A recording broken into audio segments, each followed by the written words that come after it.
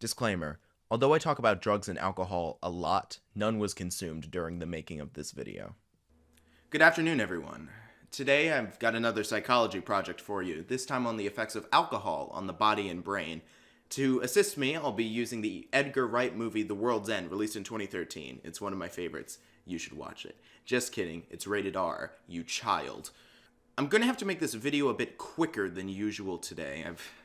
I've got a date tonight, which I'm really excited for. But that means this video will have to be cut a bit short, so I hope you understand. Before we get started with the movie, though, let's start by learning a bit about alcohol. Alcohol is a depressant that suppresses the high social regulatory functions of the cerebral cortex, removing inhibitions. It does this by focusing on the neurotransmitter GABA, which functions in motor control, vision, anxiety regulation, and inhibition.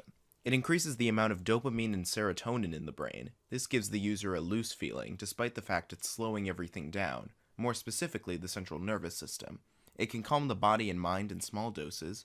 In fact, some studies suggest that small amounts of alcohol is good for cardiovascular health, but is extremely dangerous in high doses, sending GABA receptors into overdrive and causing extreme sedation of the central nervous system. Yikes. The World's End concerns one Gary King's attempt to relive the glory days of his high school career by doing a second attempt of the Golden Mile.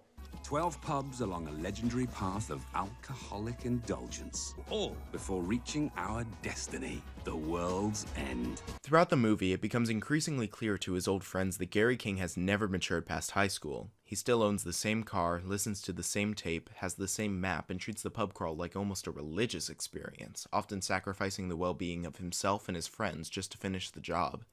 Near the end of the movie, King reveals large bandages on his wrists and a hospital wristband, demonstrating that his self-destructive behavior goes far beyond his alcoholism. His life never improved since his high school days. He throws himself so deeply into this hole of completing the Golden Mile that even the deaths of two of his best friends doesn't deter him from his quest to reach the world's end.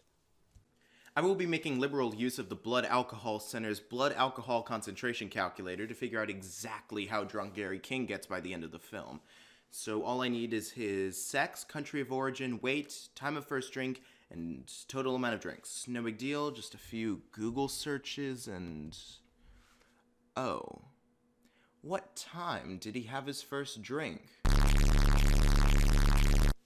Alright, no big deal, we just need to calculate the time based on the length of his shadow, right? And for that all we need is his height, the approximate length of the shadow. We also need the sun, so what day was this movie filmed? Where does it take place? What's the latitude and longitude of that place? And we're gonna have to do this for every single pub, the majority of which are in the dark. Let's not do that. Okay, let's do this another way. 12 pubs started at 5 p.m. because shadows and ends at sunrise. What time is sunrise? Okay. Letchworth, the movie was filmed in the summer and fall of 2012, basically 7 a.m. Okay. But the movie ends before sunrise happens, so... okay, I'll just say that, They go from 5 p.m. to 4 a.m., so that way it's a clean 11 hours, one beer an hour. That's not what happens in the movie, but, I don't care. Alright, this isn't a movie review, so let's skip, the boring plot and get right to the drinking. It's beer. We'll have 5 of those, please. No, sorry. Can we have 4 of those and a tap water, please? What?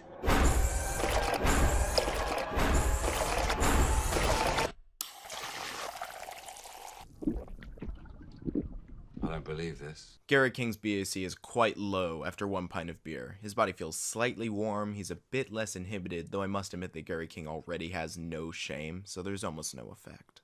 Beer 2. Relaxed with a possible feeling of euphoria, a BAC at this level would incur slightly impaired reasoning, memory, coordination, and self-preservation.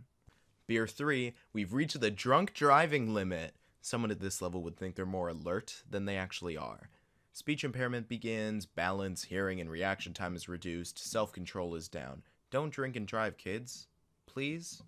This movie's really good so far. I haven't received a phone call in a while. Hello? Hey, Patrick, it's me. Just calling to say that, it's over. And just so you know, It's not me, it's you. It's definitely you, 100% you. Bye!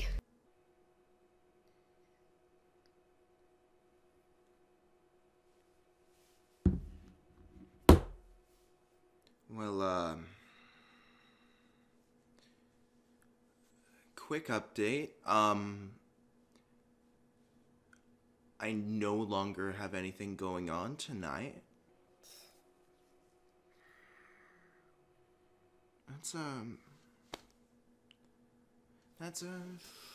That's actually great. Now I have more time to work on this project. I can get the A. All right, cool. That was not the best phone call. Hello? Hey, Patrick, it's me again. Listen, I want my couch back.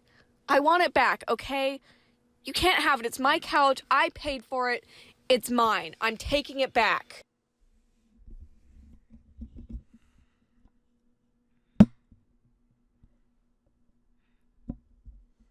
So beer 4, mood swings, noisiness, slowed reaction time, slurred speech, significantly impaired motor coordination, and loss of judgment. At this point, it would take over 8 hours for all the alcohol to get out of your system. Sounds like a great night, right?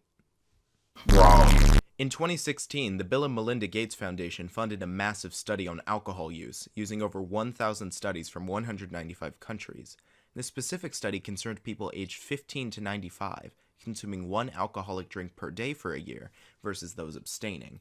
They discovered it raised the risk of developing or experiencing major health problems by 0.5%, confirming that, unlike what most people believe, the safest level of drinking is unequivocally none.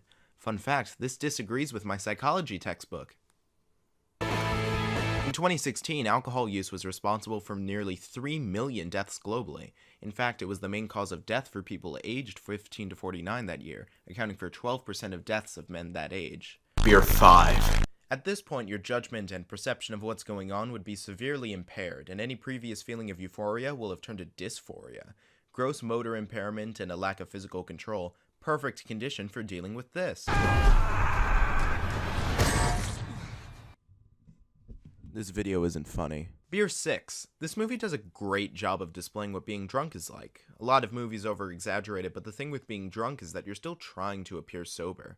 By this stage, however, it is very clear that you are drunk, regardless of your efforts. Beer 7. Increased agitation, unease, and depression, starting to feel sick to your stomach. You probably won't remember this in the morning. I tell you what I'd do if this weren't for a grade. I'd model my character off of Gary King and have myself create a second layer to the video where I deteriorate, just along with the main character, just out of an overwhelming desire to finish what I started. I think that would be a really, really great video idea. Hello, Patrick. It's Dr. K. I didn't know it was possible for anyone to get a negative grade on my exam, but you managed to do it. Please never enter my classroom again.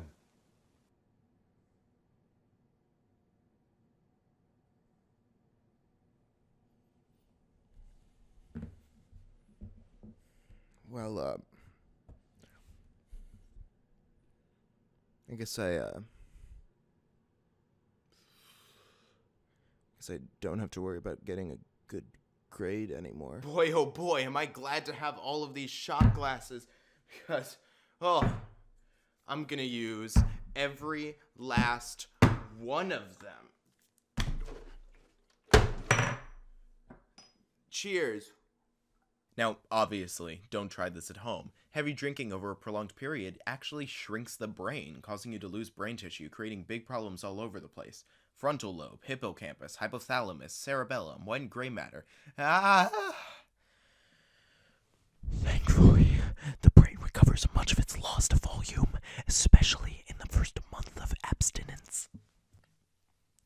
Beer 8. At this point, you probably need help walking. Dazed, confused, and disoriented. If you fall, you won't feel much pain, even if the pain is self-inflicted.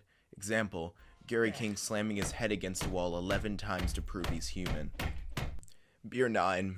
Gag reflex is gone. If you lay down, there's a chance you'll choke on your own vomit and die.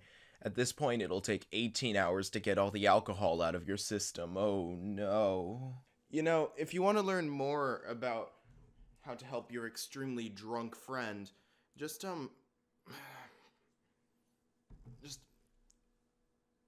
ask your mom. Oh, beer 10. At this point, if you pass out, it'd be hard to wake you back up. Don't forget that it's probably much worse than this for Gary King, considering how little he's had to eat or drink besides beer. Oh god, beer 11. Ugh. Very little comprehension as to where you are or what you're doing. Gary King's friend Andy Knightley, who hasn't had a drink in 16 years, should absolutely be passed out by now. Tonight has been the worst night of my life. Oh, it's chunky. No.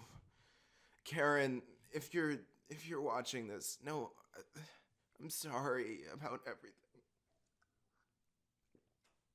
Oh my god. I know I wasn't perfect. I know I didn't do everything I could. I just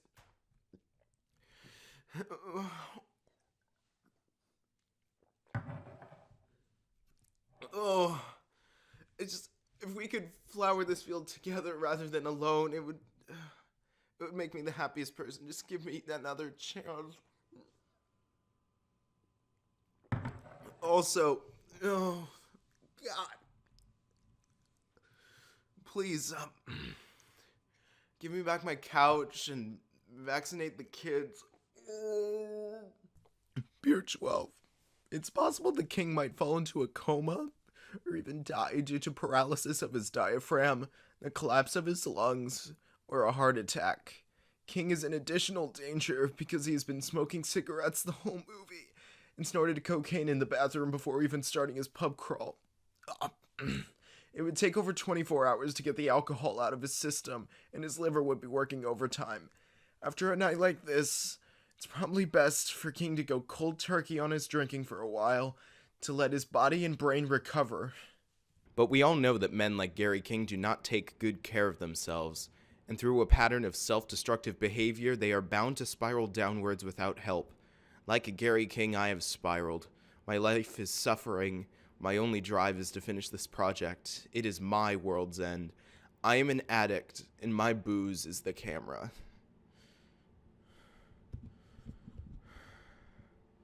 Thanks for watching. Just like all my videos, I required the help of a lot of people to get it done. I'd like to thank Clara Haverstick and my history teacher, Dr. K, for lending their voices, Joel Grebler for filming everything, and, of course, Dr. Lavezzi for giving me an extension